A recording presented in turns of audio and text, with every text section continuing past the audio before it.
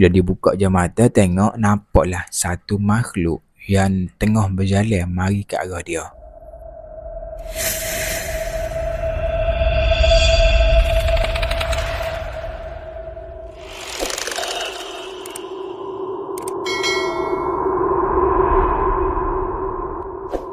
Assalamualaikum para sahabat edisi Malam Seram. Kembali lagi bersama dengan Hari dalam berkongsi kisah-kisah seram malam. Terima kasih mana sudah pun klik video pada kali ini.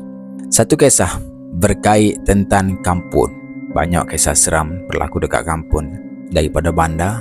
Tak tahulah kenapa, mungkin kawasan dia lebih suka duduk dekat kampung. Pengalaman yang di-share oleh salah seorang lelaki ni bukan berlaku dekat dia, tapi berlaku dekat bapa saudara dia ataupun ayah saudara dia, yang mana kisah ni berlaku sekitar tahun 1970. Pada masa tu ayah saudara dia ni berumur 10 tahun dan kita bagi saja nama dia ni sebagai Pak Tih.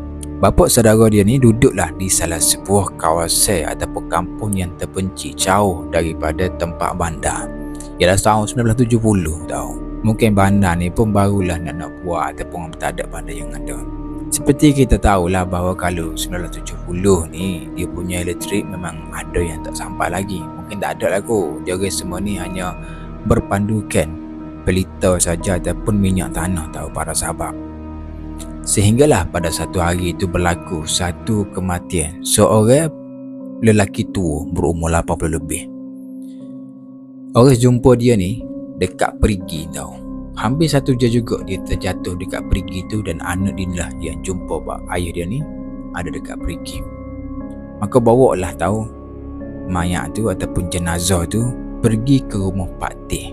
Dan disebabkan arwah ni meninggal dan hampir maghrib, jadi jenazah tu memang tak boleh nak kebumikan pada malam tu sebab gelap, tak ada elektrik, tak ada api, cuma ada pelita saja.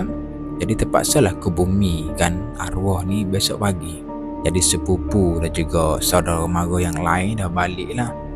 Ada yang dah penuhi ruangan-ruangan bilik betul untuk baca Yasin kan. Adalah 2-3 orang ni sepupu Pak Tih ni pergilah bisik dekat Pak Tih. Dia kata, kalau nak tengok daripada gaya ni, jenazah ni terpaksa kena kebumikan esok juga ni. Sebabnya takut-takutkan Pak Tih. Pak Tih ni memang orang terkenal dia dengan penakut dan juga dia punya lemah semangat tau. Bila dah hari kejadian tu, ramai dia baca Yasin, budak-budak pula ada dekat luar tengah main, ada yang dalam bilik kan. Maka adalah 2-3 orang sepupu Pak Tih ni duduk dekat dia punya dekat baca Yasin tu. Tiba dia bagi tahu dengan nada yang kuat, "Nasi mana nasi? Ayah lapar nasi ni, nak makan nasi. Mana nasi?" Dengan suara kuat kan. Jadi Datuk Pak Tih ni pun dia macam marah lah. Bukan marah juga, tegur. Dia kata, jangan cakap benda macam ni kalau depan jenazah.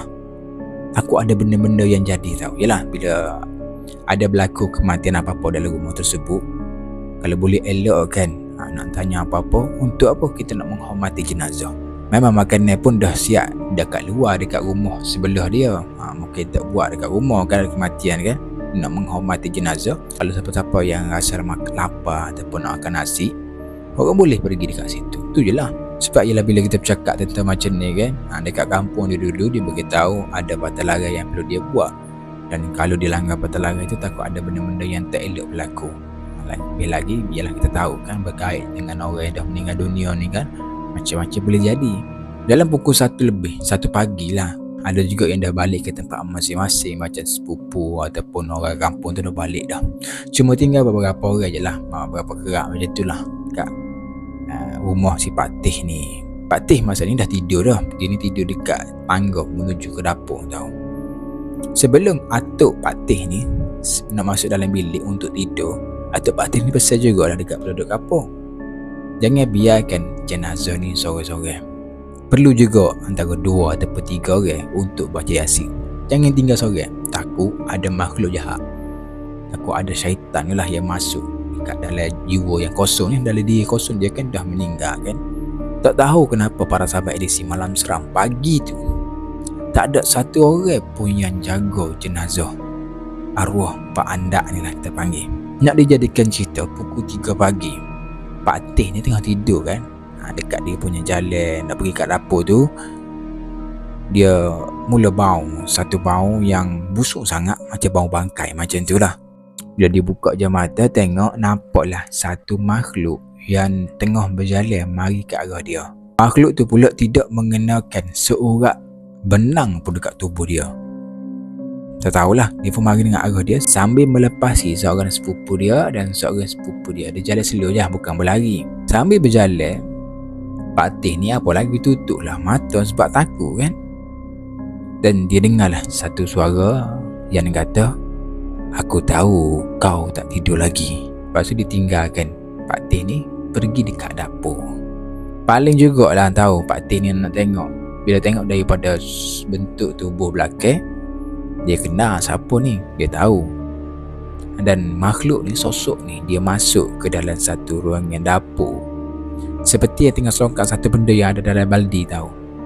Bunyi macam orang selongkar, rupanya dalam baldi tu ada tulang-tulang yang mana kita panggil apa, benda-benda yang gotong royong lah, tengah buat proses pang makanan petang tadi. Jadi dia himpunkan dalam baldi tu. Sebab dulu, apa kata Pak Teh ni, dekat kampung dia tu ataupun tahun 1970 tak ada lagi plastik sampah. Pinggan-pinggan plastik pun tak ada. Dia cuma himpunkan satu tempat. Lepas tu besok pagi barulah dia orang gali, masukkan dalam lubang tu. Kira tanah lah. Bunyi macam orang yang bunyi gitu. Pak Teh ni memang takut lah. Dia tengok orang semua tidur tau. Rasa berat sangat badan dia, nak kita kejutkan member dia. Selepas settle, makhluk tu mari balik dekat Pak Teh dan dia kata, "Apa yang kau nampak pada malam ini, jangan pula kau cerita dekat orang lain." Dia bagi tahu gitu je. Pak Teh kata. Maka dia pun tinggalkanlah Pak Teh, pergi duduk di tempat tidur dia. Keesokan tu memang betul-betul bising tergempar juga nak tahu tentang tular-tular yang berselerak dekat dapur. Tapi benda yang paling mengejut sekali, dekat mulut jenazah tu ada banyak semut yang dah mengkerumung kat mulut dia. Atuk Pak Teh ni marah dekat duduk kampung, dah pusing dah sebelum ni. Jangan biarkan jenazah ni kosong, kena ada juga 2-3 orang yang jaga. Takut ada benda-benda yang berlaku kan. Tapi diorang ni mungkinlah tertidur ke macam mana, ataupun saling mengharap antara satu sama lain. Ni mengharap okay, ni ada orang jaga. Tiba-tiba ni marah itu dah kosong tau. Lama jugalah Pak Teh ni tak cerita benda ni dekat penduduk kampung, sehinggalah dia ni usia dalam 40 tahun barulah dia cerita benda ni dekat dekat mak dan ayah dia dan juga adik-beradik dia yang lain. Mungkin takut kalau dia cerita kan.